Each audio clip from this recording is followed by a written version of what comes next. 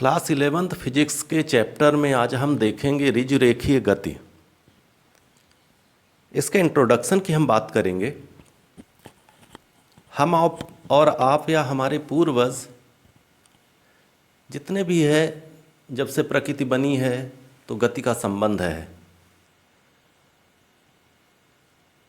हवा का बहना, पशुओं का दौड़ना, छोटे छोटे कीड़ों का चलना, पत्तों का गिरना, पत्थर का फेंकना, इस तरह से तो हर जगह गति मौजूद है। या इस वातावरण में हमको कहीं ना कहीं हर जगह मोशन या गति दिखाई देती है। मोशन की घटनाएं हर जगह मौजूद हैं। तो भौतिक विज्ञान में इस गति के अध्ययन के लिए एक शाखा, एक ब्रांच दी गई है जिसका नाम है मैकेनिक्स। क्योंकि मैकेनिक्स में हम गति के कारण और गति के प्रकार या गति से संबंधित हम अध्ययन करेंगे। तो मैकेनिक्स जो है ये oldest branch of the physics, सबसे पुरानी शाखा है।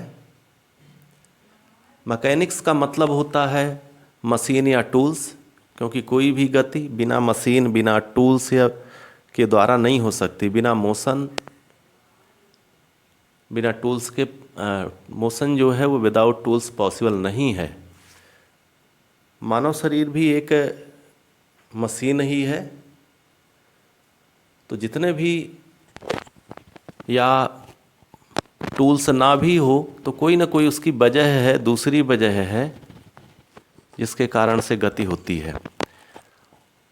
मैकेनिक्स में हम यहाँ पे, ये फिजिक्स की एक ओल्डेस्ट ब्रांच है जिसमें हम गति से संबंधित अध्ययन करेंगे कि पिंडों में कितने प्रकार की गति है या गति की संभावना क्या है।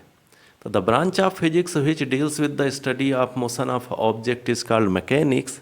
भौतिक विज्ञान की ऐसी शाखा जिसमें पिंडों की गति का अध्ययन किया जाता है, यांत्रिकी कहते हैं।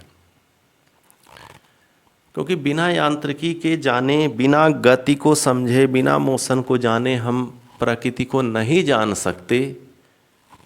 क्योंकि प्रकृति के हर एक स्थान पर कोई ना कोई गति मौजूद है,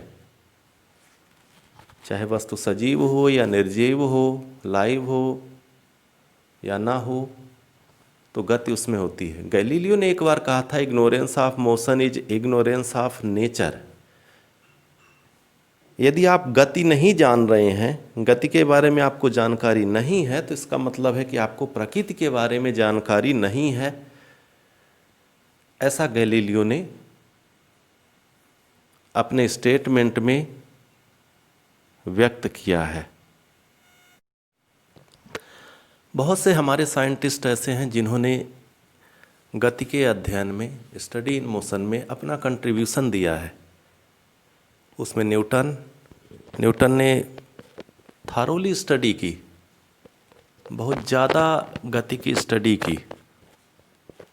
फिर Archimedes, Galileo, Kepler, Huygens, Einstein, ये वो साइंटिस्ट हैं जिन्होंने गति के बारे में आज हमें इतनी गहराई से बताया। गति का अध्ययन हम मैकेनिक्स में करते हैं।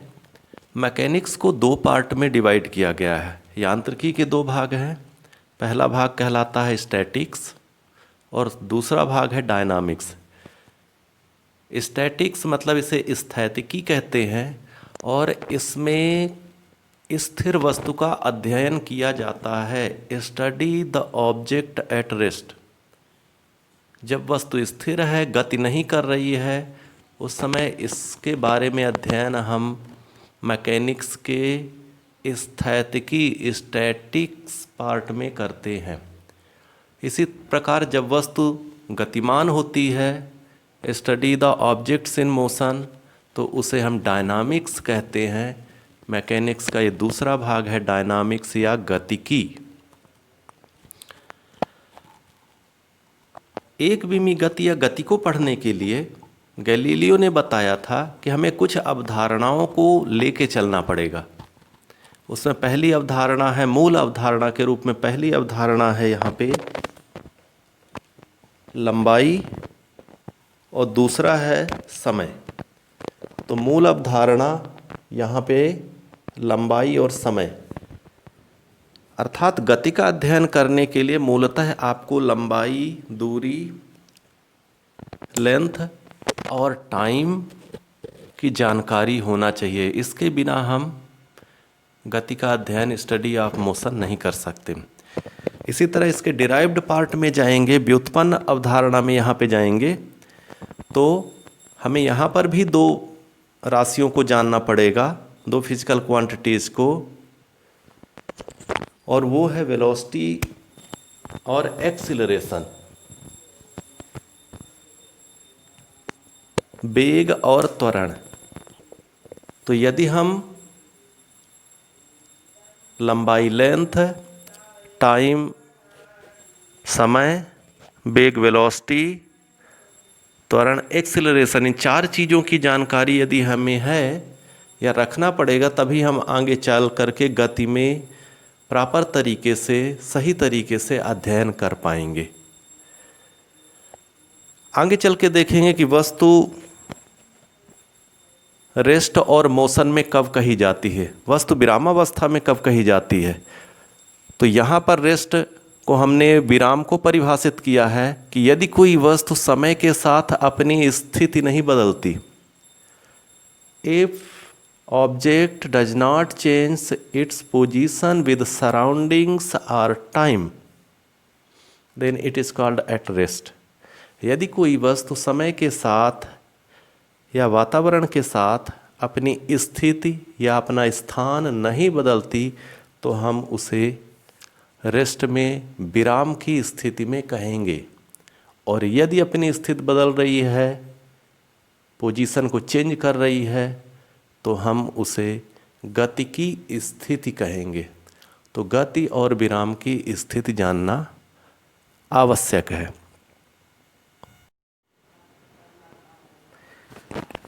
अब हम आगे देख लेते हैं बिंदु वस्तु।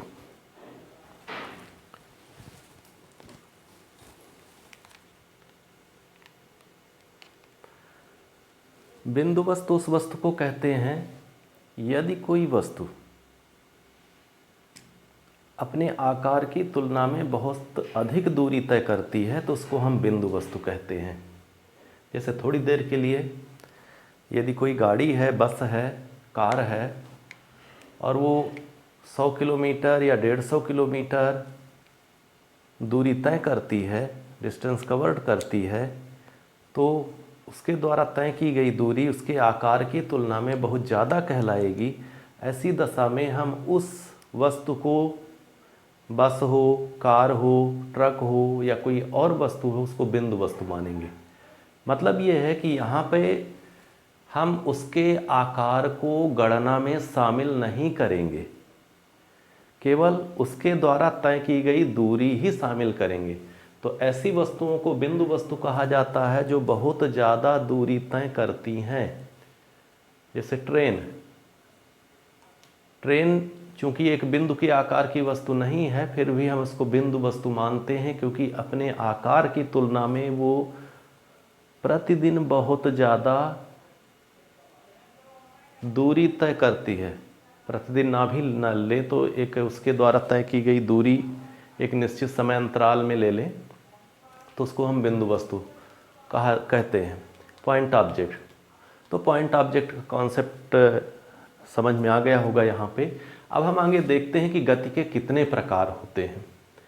गति जो है वो सामान्यतः गति 3 प्रकार की होती है। पहले प्रकार की गति है स्थानांतरीय गति, ट्रांसलेशनल मोशन। इस गति का आशय यह है कि यदि कोई वस्तु एक स्थान से दूसरे स्थान तक जाती है तो उसकी गति को स्थानांतरीय गति अर्थात स्थान परिवर्तन कहते हैं। स्थान परिवर्तन हो रहा है, ट्रांसलेशनल मोशन हो रहा है। दूसरी गति है घूर्णी गति, रोटेशनल मोशन। जैसे पंखे का घूमना, पहिए का घूमना, ये घूर्णी गति कहलाती है, रोटेशनल मोशन कहलाते हैं।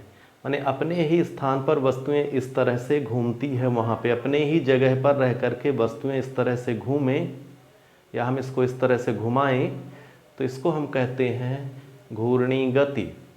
दरवाजे का घूमना घूर्णी गति में ही शामिल होता है वृत्तीय गति, सर्कुलर मोशन। तो इसी में सर्कुलर मोशन, वृत्तीय गति शामिल है। वृत्तीय गति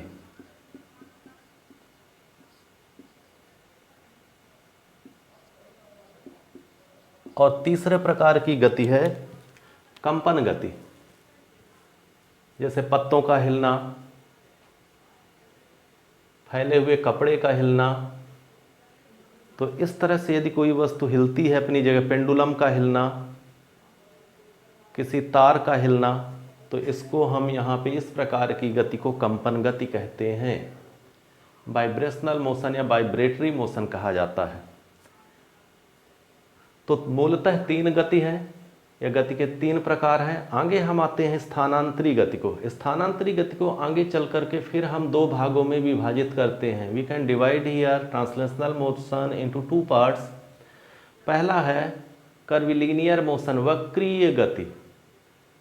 वस्तु एक स्थान से दूसरे स्थान तक गति तो कर रही है, लेकिन उसके चलने का मार्ग कैसा है। यदि ये मार्ग यहाँ से ऐसे टेढ़े रास्ते से चलती है ए से बी तक, तो निश्चित है कि वक्रीय गति हो गई, क्योंकि रास्ता यहाँ पे टेढ़ा हो गया, कर्विलिनियर हो गया, तो इसको हम वक्रीय गति कहते हैं।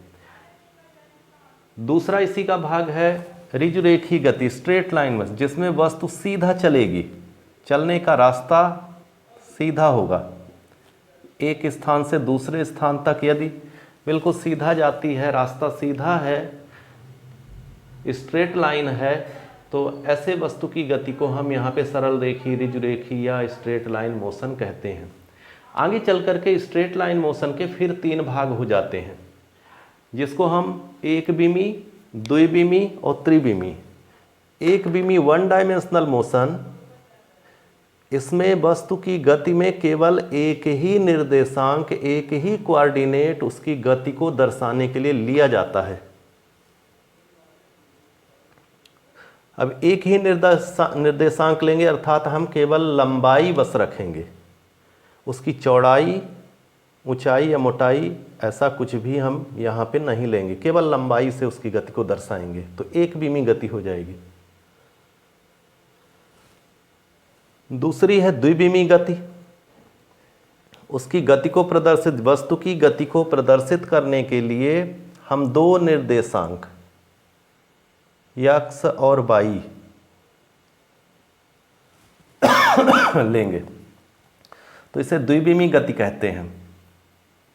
जैसे उदाहरण यहाँ पे देखें द्विबीमी गति का, कैरम बोर्ड खेलते हैं तो कैरम कॉइन्स की जो गति होती है वो द्विबीमी होती है।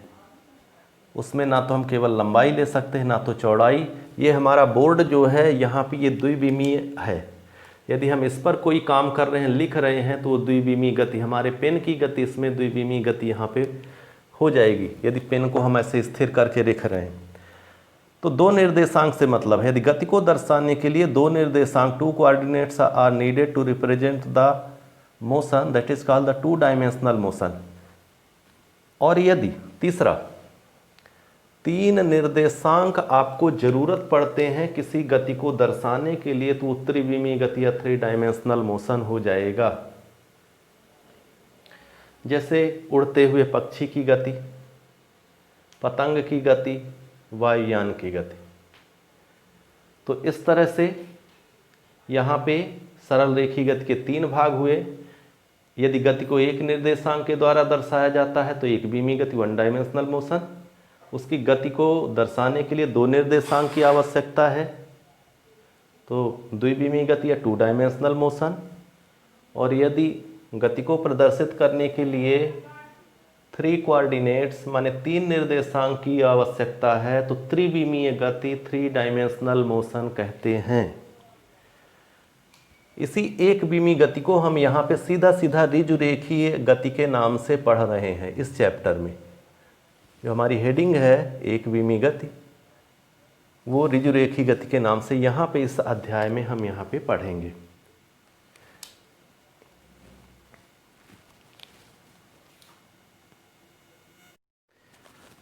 अब हम यहाँ पर एक बीमी गति को फिर से परिभाषित करेंगे।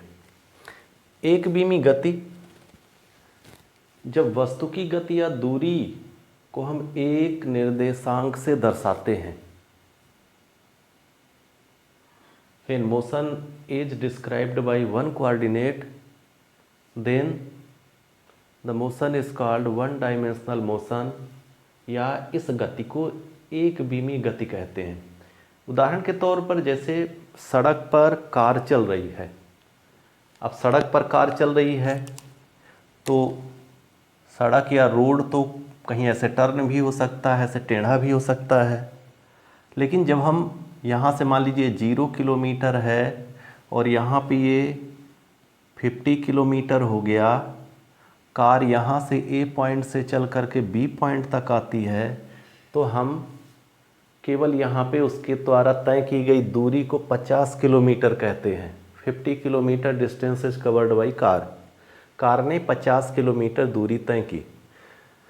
तो हमें केवल यहाँ पे उसके द्वारा डिस्टेंस को दर्शाने के लिए, उस कार के द्वारा तय की गई दूरी को दर्शाने के लिए हम केवल यहाँ पे 50 किलोमीटर, ये एक लंबाई का निर्देशांक है, एक ही निर्देशांक है, इससे हमने इसको दर्शाया। इसलिए ये यहाँ पर एक बीमी गति कहलाएगी, क्योंकि दूसरा निर्देशांक नहीं है, लंबाई के अलावा दूसरा निर्देशांक चौड़ाई का नहीं लिया गया है, इसलिए केवल एक निर्देशांक लंबाई के रूप में लिया गया है। इस कारण इस गति को हम यहाँ पर एक बीमी गति कहेंगे।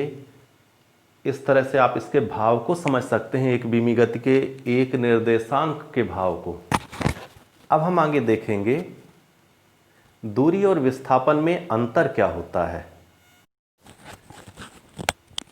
दूरी जो है रास्ते की लंबाई होती है और विस्थापन जो है दो बिंदुओं के बीच की सीधी दूरी होती है। यदि कोई वस्तु गति कर रही है, मूव कर रही है और वो एक स्थान से दूसरे स्थान तक जाती है, तो जिस तरह से वो जिस रास्ते से टेढ़े मेढ़े रास्ते से जाएगी, जैसा भी रास्ता होगा, उस रास्ते की ही लंबाई उसकी दूरी कहलाएगी, distance. So distance is equal to path length travelled by body. विस्थापन में ऐसा नहीं करते। विस्थापन के लिए हम दो बिंदुओं के बीच की शॉर्टेस्ट या सीधी दूरी लेते हैं। उसी सीधी दूरी को दो बिंदुओं के बीच की न्यूनतम दूरी भी कहा जाता है। तो विस्थापन का आशय जो है, अर्थ डिस्प्लेसमेंट का जो सेंस है, वो shortest distance between two points है। दो बिंदुओं के बीच की सीधी दूरी लेने से है, चाहे वो वस्तु सीधा चल रही हो या ना चल रही हो। यहाँ पर हम एक एग्जाम्पल से बात को समझते हैं। मान लेते हैं ये एक पॉइंट है ए, यहाँ से ऑब्जेक्ट चल करके और फिर ऐसे और यहाँ पर बी पॉइंट पर आती है। ये 10 मीटर है, ये भी 10 मीटर है और ये भी साइड 10 मीटर है। तो आपको यहाँ पे जो डिस्टेंस मिलेगा, जो दूरी मिलेगी, वो आप देख रहे हैं यहाँ पे कि ये दूरी 30 मीटर हो जाएगी, 30 मीटर। लेकिन जब हम इसका डिस्प्लेसमेंट का कैलकुलेट करेंगे, विस्थापन कैलकुलेट करेंगे,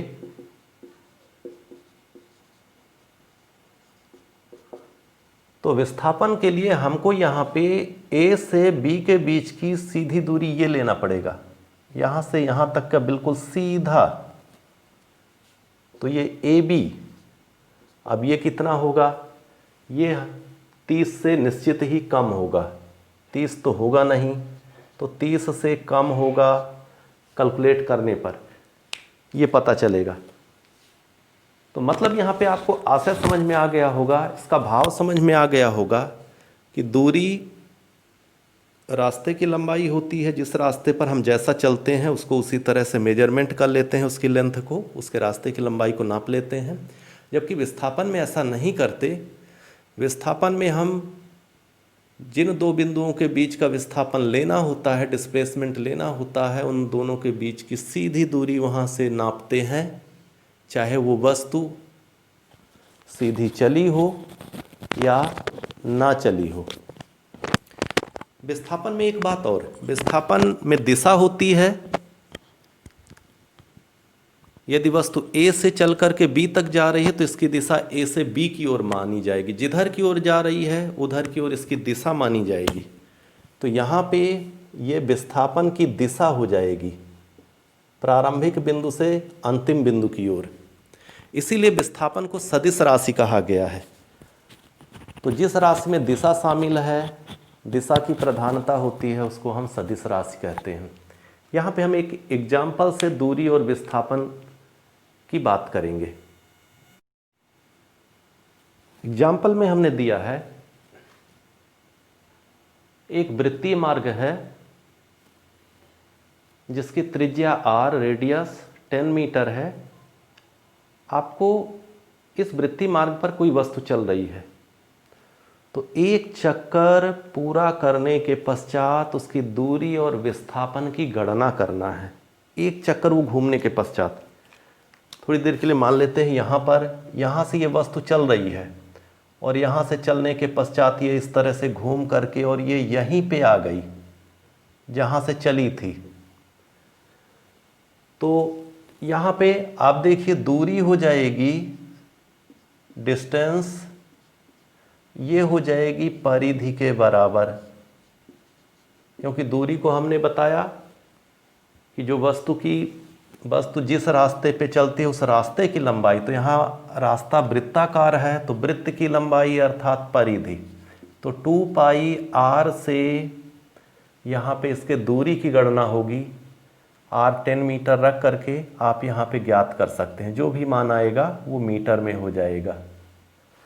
इसी तरह से विस्थापन में आपको कहाँ से वस्तु चली और कहाँ तक पहुँची, तो वस्तु को हम इसी पॉइंट A से चला रहे हैं और घुमा के यहीं पे ला रहे हैं, तो हमारा प्रारंभिक और अंतिम बिंदु दोनों समान है। इसलिए यहाँ पे विस्थापन शून्य हो जाएगा, क्योंकि जिस बिंदु से, जिस पॉइंट से हम चल रहे हैं और घूम करके उसी पॉइंट पे आ गए, तो हमारे प्रारंभिक और अंतिम बिंदु समान हो गए, इनिशियल और फाइनल पोजीशन सेम हो गई। इसलिए इनिशियल और फाइनल पोजीशन के बीच की जो डिस्टेंस है वो 0 हो जाएगी, क्योंकि वो दोनों बिंदु एक ही स्थान पर हैं। तो वहाँ पे तो प्रारंभिक और अंतिम बिंदु के बीच की दूरी यहाँ पे 0 हो जाएगी। तो विस्थापन यहाँ पे ये होता है अंतिम बिंदु माइनस प्रारंभिक बिंदु के बीच की जो दूरी है,